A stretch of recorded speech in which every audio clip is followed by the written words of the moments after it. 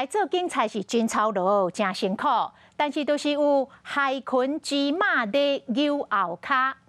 有民众打出着一段影片，是一对男女警察坐伫个警车内底，用放送器甲路边一个牙拐仔的男子下口令，连伊就叫人徛好正，连伊就叫人敬礼，过来唱军歌，根本就是咧共创治，这真正是过分咯！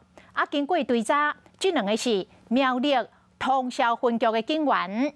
分局长出面来道歉，承认这员警的行为无妥当，甲两个人记告调职，所长嘛连带处分记2支的薪阶。车顶的驾驶每落一个指令，外口拄过来的查甫人，就算行动不便，嘛爱照做。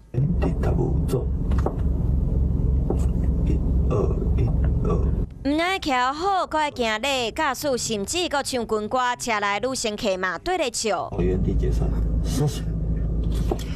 你真嘞？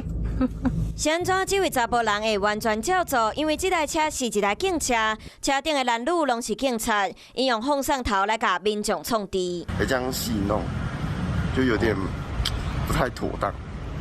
所以我觉得应该行为要再改进。影片红铺上网，引起袂少人批评。有一位自称是当事员警的人，要求把影片删掉，讲要追究铺的人，互大家更较不满。经过调查，认为员警是苗栗通宵分局，分局长嘛出面回释咧。本分局向该位民众家属及社会大众致歉。